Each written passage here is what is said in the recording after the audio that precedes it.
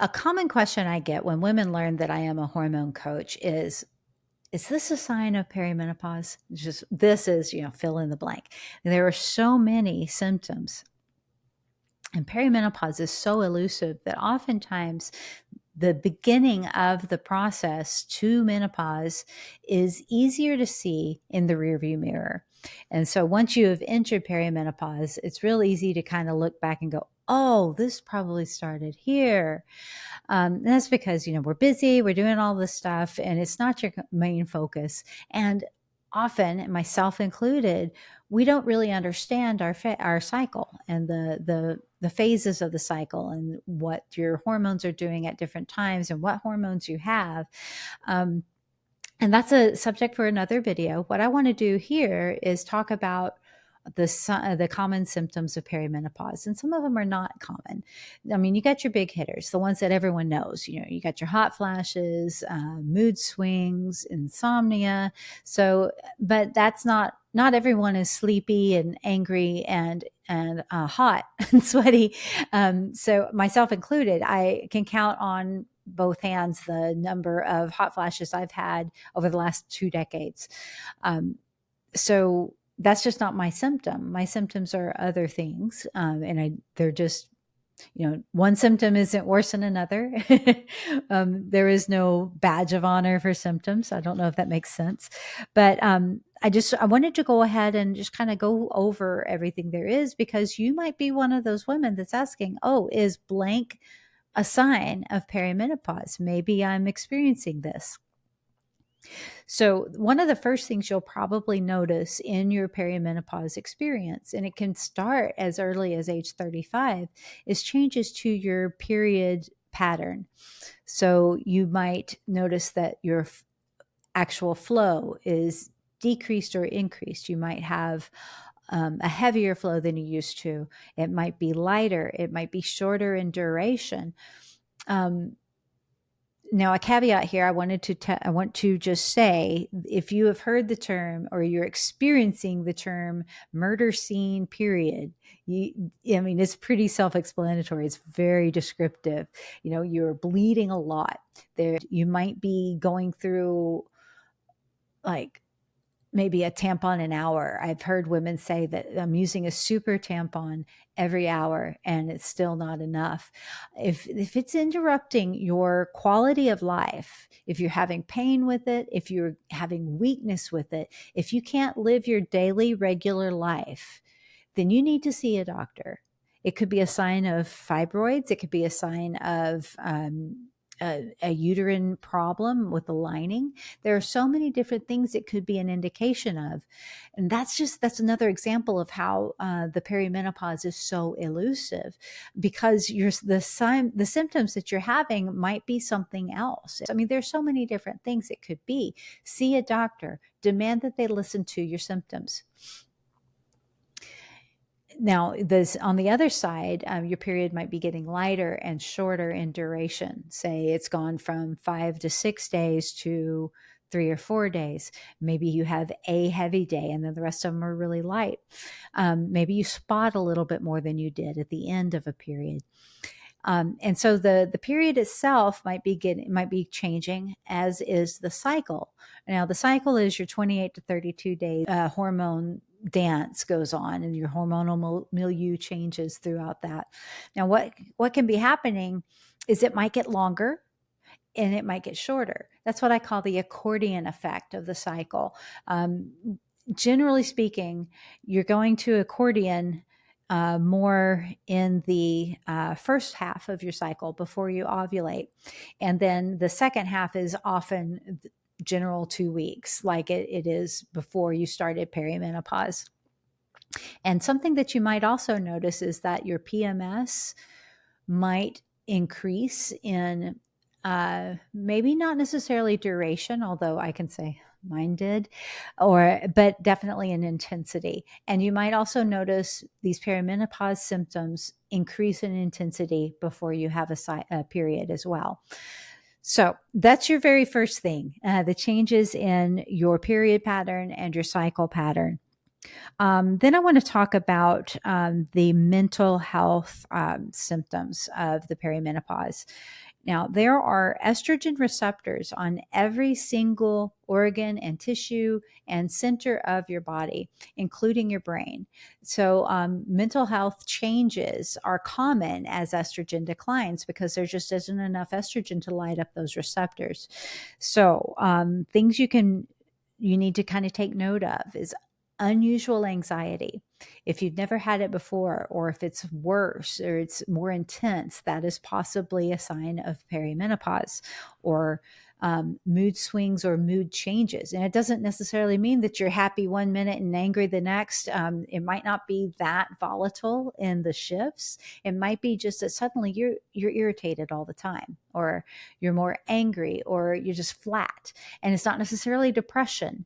It's just you're just flat. You don't have there's no spark, there's no color in your day or in your emotions. That could be a sign that your estrogen is declining. Maybe you're experiencing unusual hesitations. Anecdote: we moved to a new place 2 years ago, and when I had the most gorgeous kitchen. It was the best kitchen that I'd ever had. I was so excited. But the cabinets went really, really high. The ceilings were real high, and the cabinets went also high so that we could have lots of storage. And I noticed that I was using my hands on the countertop to make sure I was balancing enough to step up on the step stool to put things away when I was moving into my kitchen. That was kind of jarring to notice that hesitation. I was actually afraid of stepping onto a step stool. And that is a completely new behavior. That was a sign of my perimenopause. So, an unusual hesitation or an unusual fear, say, for example, you've been mountain biking for years and you love mountain biking and downhills are nothing for you. And then suddenly you crest a hill and you look over and you freak out. It's a common experience, a common complaint, but it's often not attached. It's not connected to perimenopause. And another symptom in your mental health is a feeling of loss of self and loss of self-confidence. And that's because your identity, that's connected to this fear thing. Suddenly you can't do the things you used to do without crippling fear. And that can cause you to question your identity and question your confidence, and your self-esteem is likely going to suffer unless you are able to connect this to what is actually physiologically going on with you.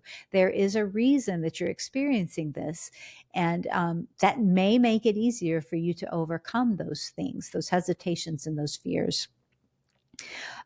We mentioned mood changes.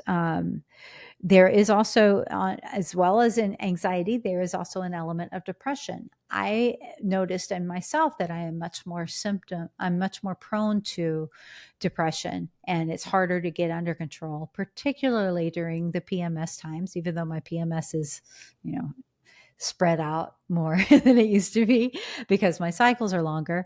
If I am having a really hard time lifting my spirits, I know I'm most likely I have an end of a cycle coming. And even if it is something that I can't necessarily tie to my cycle or my period, I know that I have to get sunlight every single morning. That really truly impacts my mood, as well as my activity, my exercise. If I'm sedentary or I'm unable to exercise because of work or because of schedules or because of injury, then I know that I should be expecting a depressive bout, and I better get myself out in the sun. Brain fog. Oh, brain fog is probably my top complaint in perimenopause. It's so hard for me to speak articulately about a subject I'm really familiar with. I will be in session with a client and I'm showing them an exercise and I forget the name of the exercise. And it's like someone interrupted my sentence. They just shut the gate in my mental capacity right in the middle of the sentence. And I can't remember the name of the body part we're working. And I can't remember the name of the exercise, even though I knew it just a split second before. And that is brain fog. Or have you ever tried to put the milk in the cabinet and the cat in the refrigerator? That's a sign of brain fog. I call it word salad too. Like I will say something. I'll say purse when I mean guitar, or or go pick up that kettlebell over there. Instead of kettlebell, I'll say something like teapot because it's like a kettle. And so my brain is getting all cross wires, and that's a sign and symptom of brain fog. The problem with brain fog in perimenopause is if you don't get it under control, it does have um, long-term correlations to dementia and Alzheimer's. The majority of Alzheimer's patients are women. It is disproportionate between the sexes. Part of that might be because of this perimenopausal brain fog.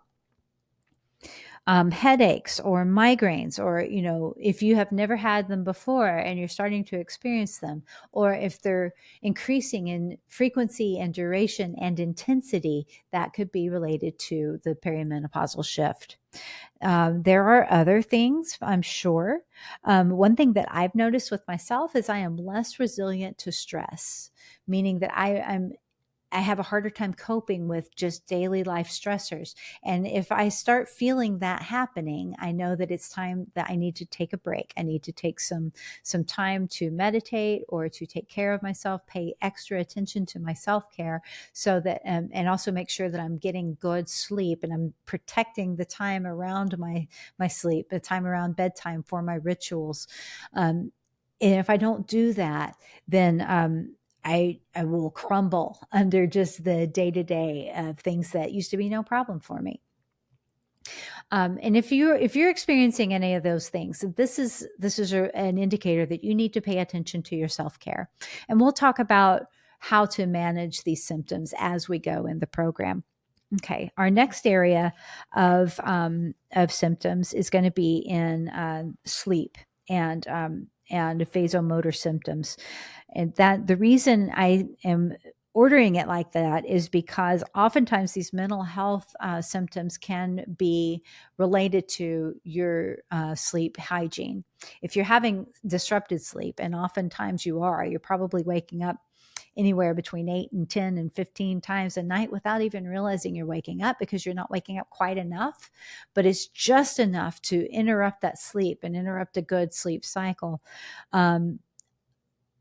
But often you're waking up enough to know it. And a lot of times that's when that anxiety creeps in and keeps you awake longer. So you might be having trouble actually going to sleep, or you're having early waking. You'll wake up at, say, 2 a.m. and stay awake till 4 a.m. That interrupted sleep like that and also can also encourage anxiety about not sleeping. You'd be like, okay, it's 3 a.m. and my alarm goes off at 6 and I have a busy, heavy day tomorrow. It's real easy to get into an anxious thought spiral right then about that. And that'll keep you even awake even longer. And it's also possible that you're experiencing night sweats. This is part of the vasomotor symptoms, or VMS. Night sweats, like you'll wake up with a pool of sweat in your neck and your collarbone and perhaps your cleavage, or you're drenched through your pajamas, or you have to change your sheets, or tell your husband to scoot over, spend a little time cuddling, or you're kicking the covers off, and then suddenly you're cold and you're pulling back on. So the corollary to the hot flash and the night sweat is the cold flash. A lot of women that experience hot flashes don't realize that cold flashes are kind of part of that. And what's going on is the hypothalamus, which is basically your body's thermostat, controls this. And whereas before your tolerance to temperature margins. It used to be better when you had adequate estrogen, but as your estrogen declines, these tolerance bars kind of come in here. So even if your temperature is normal, it's within your normal range, your body is saying, oh no, we're too hot or we're too cold, so we need to sweat and get rid of all of this core temperature heat, even though there's nothing new there. And then suddenly, oh no, we've gotten rid of too much, and now our core temperature is too low. So then you're freezing and you start shivering to warm yourself back up again. So nothing has changed in the actual temperature. It's just that your tolerance is diminished. And that's a vasomotor symptom. Along with that, the hot flashes and the night sweats, and then the cold flashes, is something called electric shocks. And it's kind of weird. It feels like, okay, so if you've been in traffic and someone cuts you off and you almost hit them and you slam on the brakes, then you feel that adrenaline rush, just kind of pools in your belly, and then it spreads through your arms. You know that feeling, that warm, scared feeling, and then you start shaking everywhere. When I have experienced electric shocks, it feels kind of like that. I feel tingling in my fingers. Other people have described it like a rubber band snapping on your wrist.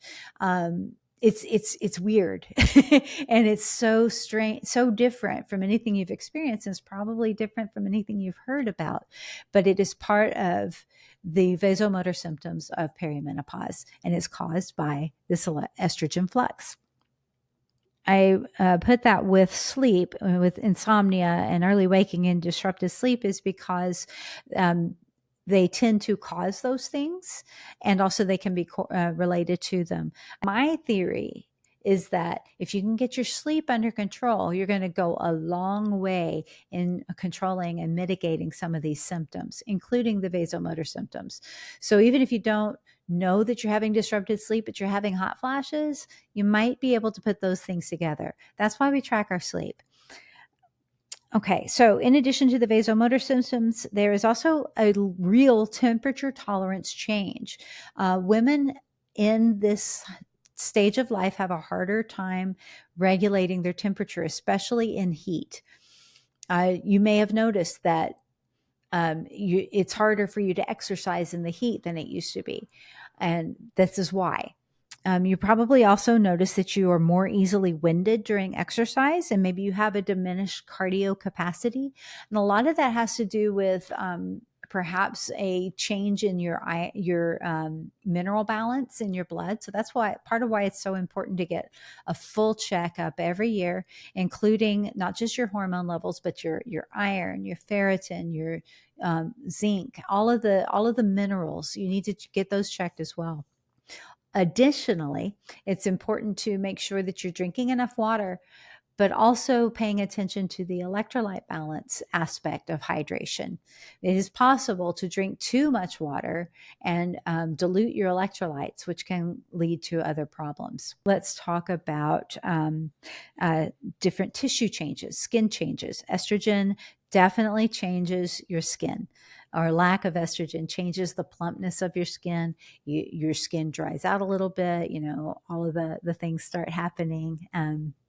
That maybe you notice your jaw is not quite as firm as it used to be.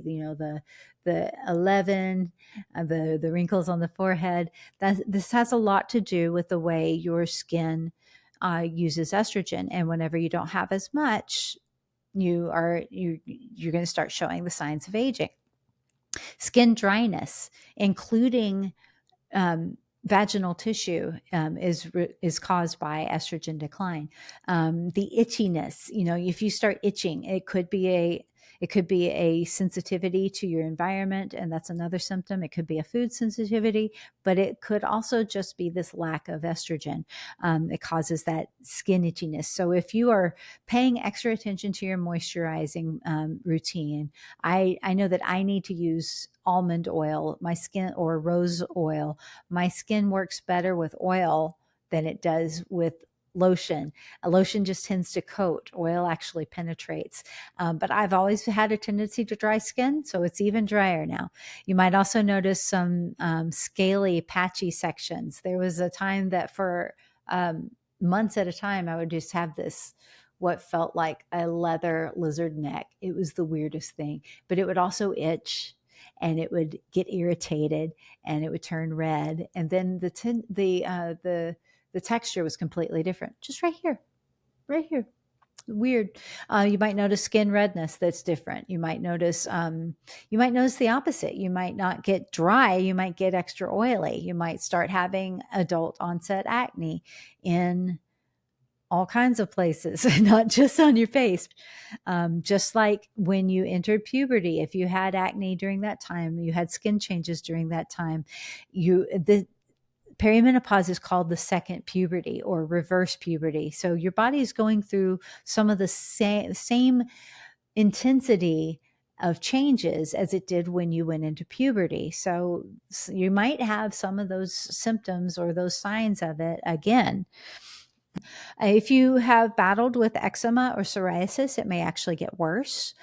It might show up new at this time.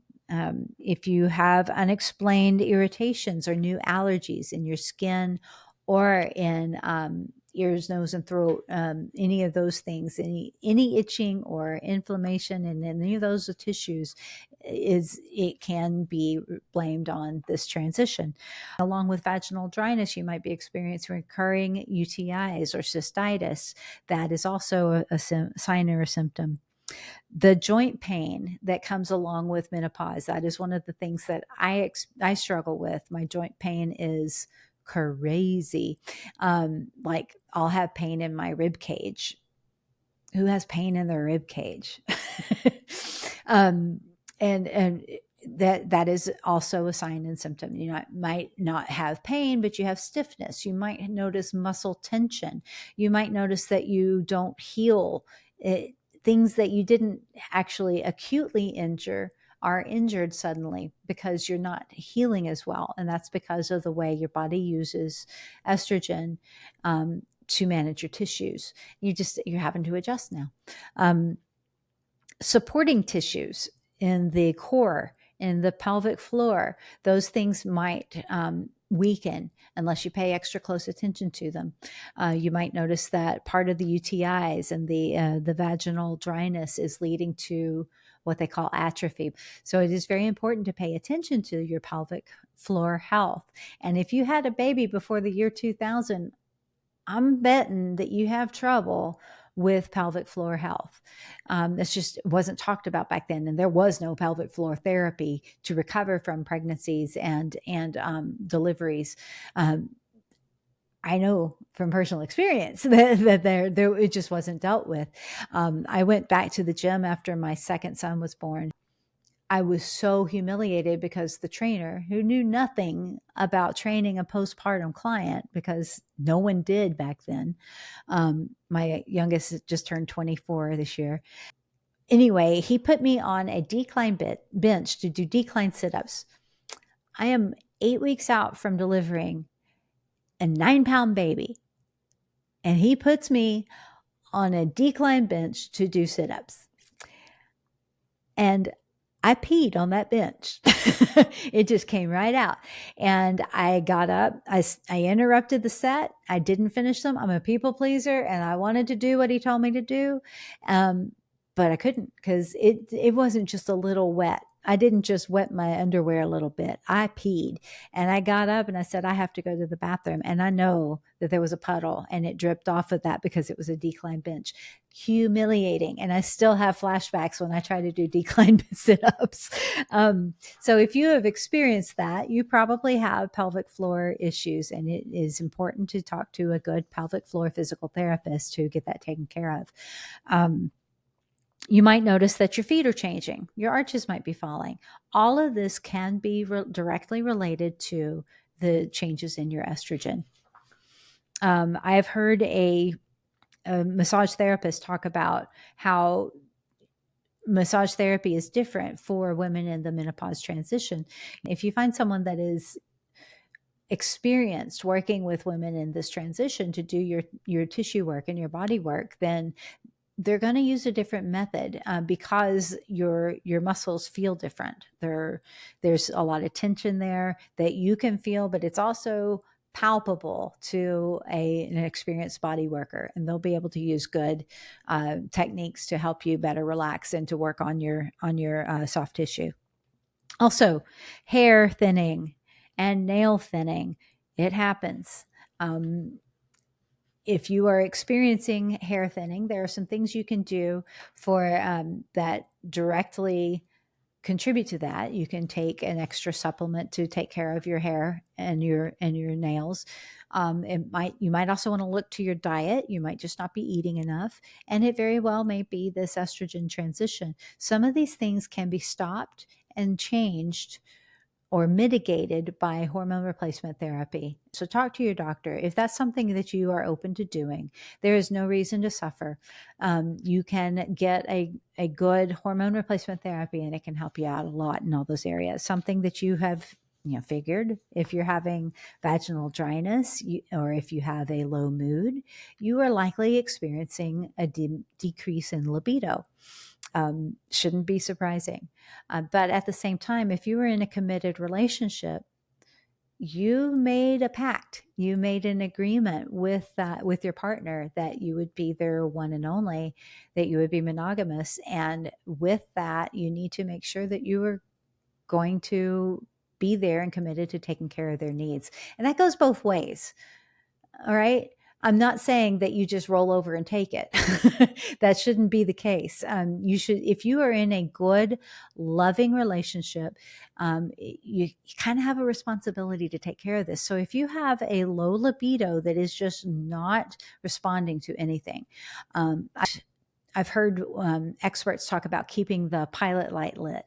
It's basically giving yourself time to get into a sexy mind space is super important to being able to maintain a libido.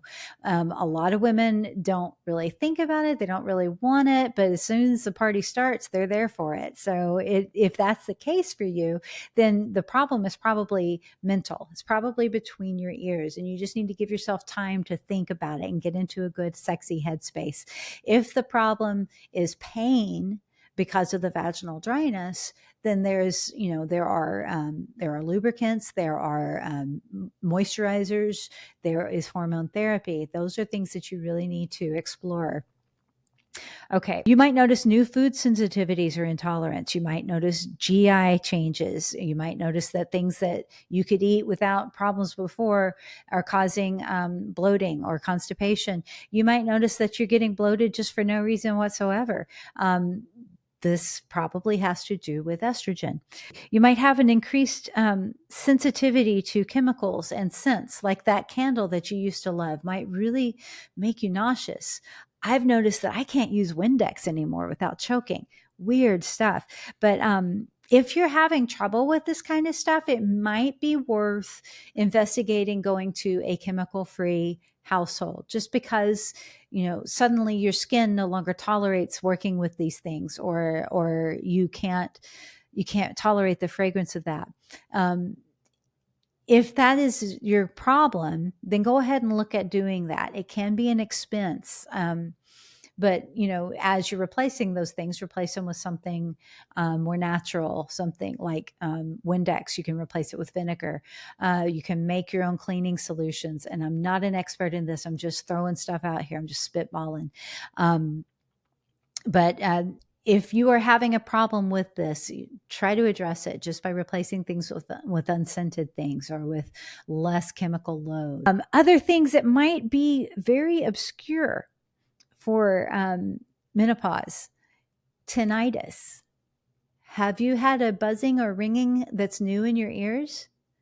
You're not crazy, and it may not be hearing damage. It might be the change in your hormones. Have you noticed your heart beats more regularly? Are you having heart palpitations? Is your heart speeding up and slowing down? Is it doing different things and suddenly you're just very aware of it? Oprah Winfrey talked about this, and this was my experience too. She went to a variety of doctors. She was on a variety of medications, went through so many different tests, and nobody thought to tell her, oh, by the way, did you know that this could be a symptom of perimenopause? That was my experience as well. I started having heart palpitations. Wanted to investigate it. I got sent home from an ER because they said, "Well, your all of your tests came back normal, so you're is no longer an emergency issue." I was still having heart palpitations. I was sitting there having the pain in my chest and the thumping. So I went to a cardiologist and we investigated. I wore a monitor for 2 weeks. Every time I experienced a palpitation, I was supposed to push a button and record the time and exactly what happened. They gave me 2 pieces of paper to fill all this out. I had to make copies. I used 8 sheets of paper to fill out all of the incidents over 2 weeks, that of the palpitations, and there was no rhyme or reason to it. Usually, you can relate it to: did I just eat spicy food? Did I just get stand up or sit down? Was I just running? There was no rhyme or reason. It was just it would happen when I'm watching TV. I mean, it was just the weirdest thing. And then, since that was inconclusive, we did a stress test. The stress test was inconclusive. So the final test was a heart catheterization where they sent a needle in through the artery in my wrist all the way up into my heart. And I was awake for the whole thing, and I could see the projection of what was going on in my chest. There was no blockage there, and that's what the heart catheter is intended to look for: is cholesterol or blockage in the arteries in your heart. And maybe that's causing the problems. Clear. The doctor commented on how beautiful my arteries were. So now I have a heart procedure on my insurance, and it was perimenopause. So, if you are experiencing anything like that, before you go into this big, I mean, it is absolutely the responsible thing to do. If you're experiencing something that you don't recognize, you should go see a doctor. Heart attacks are still the number one killer of women.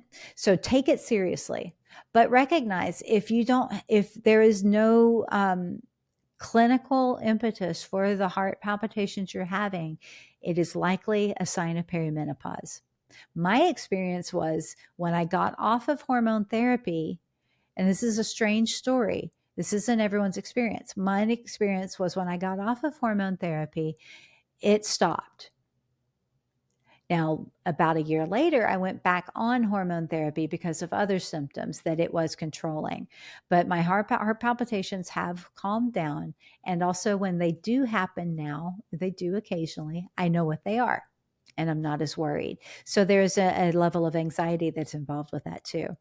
It's just a prime example of how strange some of these symptoms can be, how elusive the perimenopause is. If you're experiencing any of these things and you don't know why, it might be time to go get your levels checked, to have a conversation with your doctor. And definitely 100%, it is time to start taking control of your lifestyle and managing your lifestyle factors around what you're eating, whether or not it's healthy for you, how you're moving, how you're exercising, how you're managing your stress, and how you're sleeping. If you get those 4 things under control now, it is more important now than it has ever been in your entire life to get all of those things in control. And you're still having trouble, and it's time for a conversation with your doctor.